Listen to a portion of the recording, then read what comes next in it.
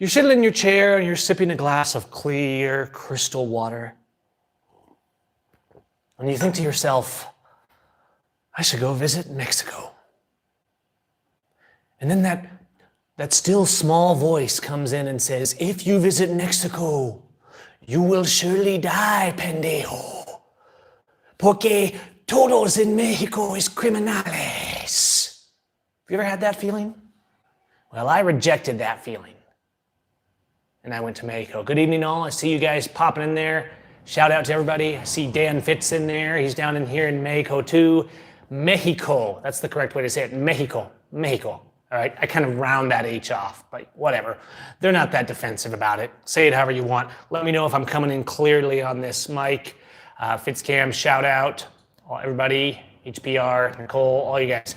Good to see you in there. I just thought we'd go live. I've been kind of on a video roll this week. This will be my third video of the week. I'm making up for lost time because I was producing the new Filmus software that I've been working on over at simeffects.com, and that kind of put me behind on videos. So glad I'm coming in clear. I just thought we'd do a quick little discussion tonight because I've been thinking a lot. I posted the video. I don't know if you guys saw the video.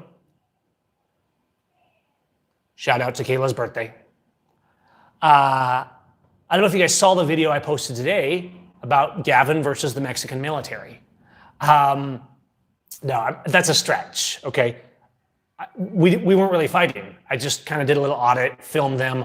One dude tried to harass me, and he came over, and I'm like, whoa, bro. And he's like, hey, bro. And he backs off, and I don't back off, and we chat a little, and I leave. And so that was the extent. Sometimes I struggle here on the channel because in the States, there was madness every single day, right? And it wasn't that I started this channel. I didn't start this channel for activism. If you go far enough back on this channel, there's just videos of my babies and me taking photos and things like that.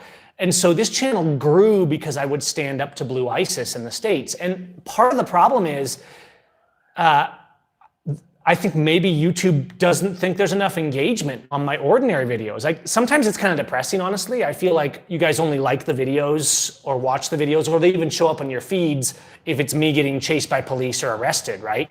If it's a really well-produced video showing something relevant, you know, YouTube hardly shows it. I did a whole video on how to install solar panels last weekend. And so usually I stick to the theme of activism, adventure, travel, you know, on this channel. But it's interesting. I found myself a little torn. Thanks, guys. I found myself a little torn about, you know, the direction to go with the channel, because the truth is the videos, and you look at like the auditors, they're experiencing the same thing, right? The videos where we're putting our necks on the line and there's cops threatening us, that seems to be what's popular.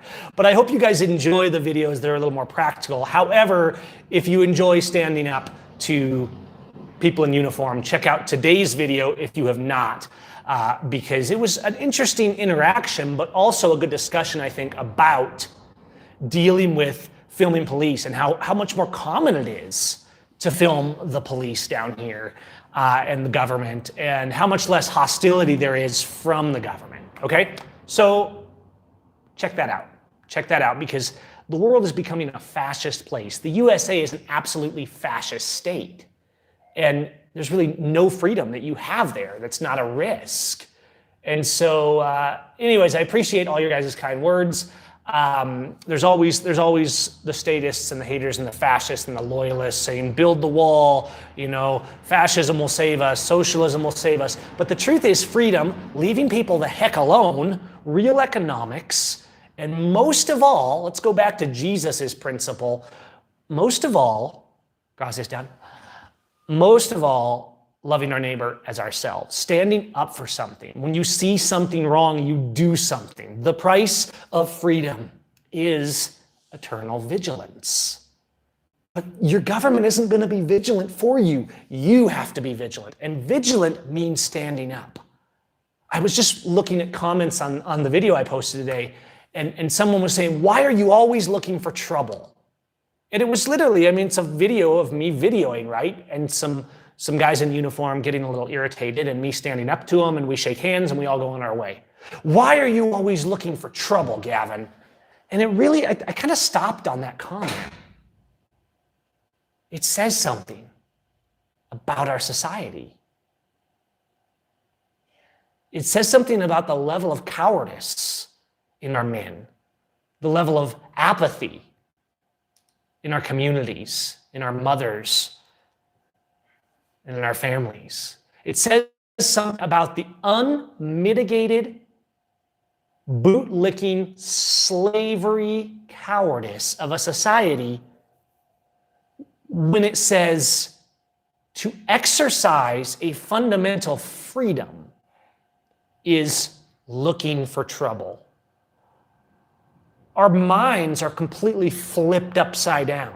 The people looking for trouble are the ones violating rights. The people looking for trouble are the ones trying to rob, kill, extort, imprison, and enslave you. Those are the ones looking for trouble. And yet we're told you're looking for trouble because you speak up. You're looking for trouble because you point a camera. You're looking for trouble because you say that is wrong. You're looking for trouble because you interfere, intervene, stand up, and love your neighbor. What it really comes down to is you act to the best of your ability like a good person. You act like Christ. You try to love your neighbor. And all of the so-called Christian freedom, peace, loving, good people say, you're just looking for trouble. No, I'm not. I'm looking for peace. Get it?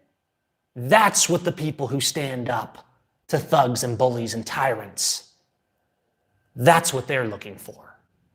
Get that through your heads, bootlickers. You're the ones looking for trouble, and by golly, it's coming to you. Because they're not going to spare you when they run out of other people to rob. Your obedience, your subservience, your worship of the state, your bootlicking, your excuses saying, oh, they didn't know what you're just harassing them. Think about this.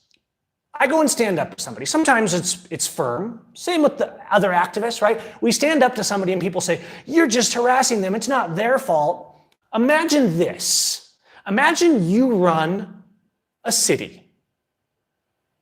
You're a prominent person in the city, but you want to be lauded as a hero, a savior of the people. So you create a fire department.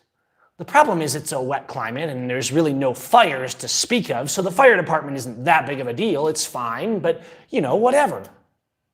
And then you say, you know what? We have to help people more. So you order the fire department to go out and start burning people's buildings. And one group from the fire department, wearing one set of uniforms, goes and burns down these buildings. And then the other group from the fire department rushes in to save the day, and they save half the building, sometimes. And everyone says, you are a hero. You've created this amazing department to keep us safe. Everyone sees the people in blue uniforms lighting the fires, the people of red uniforms rushing up to save the day. And that you commissioned both. And they look to you and say, you have saved our town, great and faithful warrior.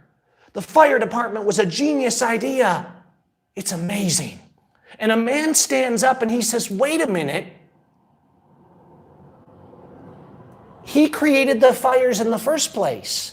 The fire department was okay, but how's he a hero? Because the reason the fire department is now in demand is because his people started burning our fields and our buildings.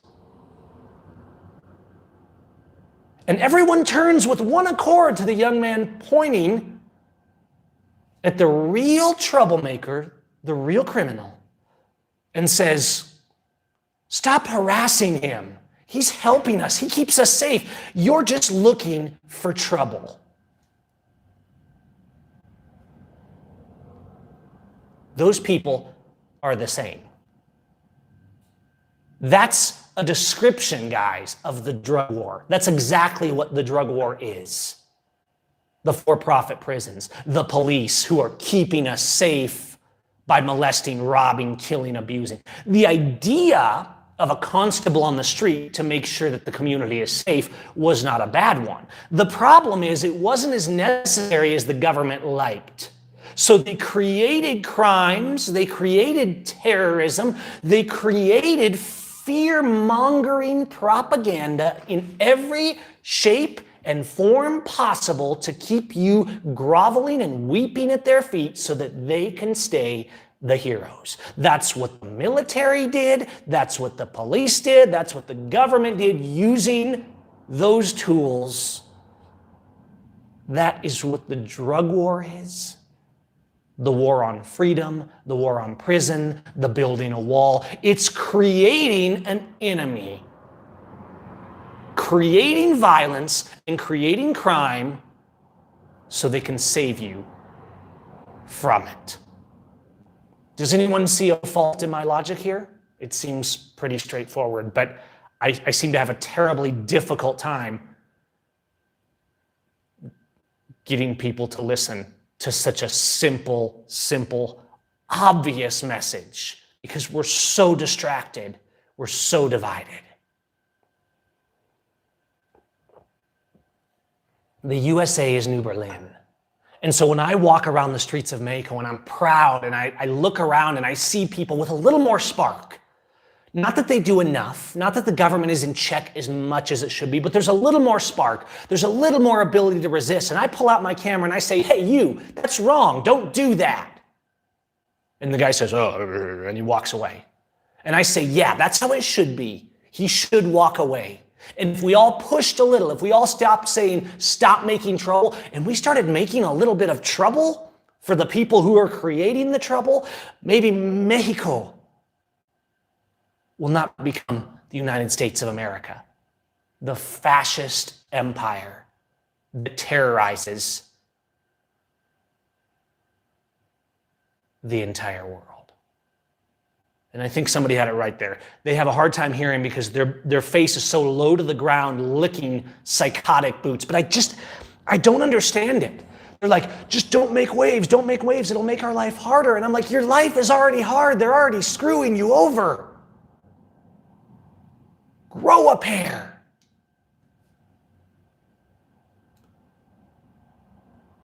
Liberty isn't something that should be sitting around in books up on dusty shelves. It's something people should be holding up in front of them every single day of their lives. Most of all, liberty for those around them.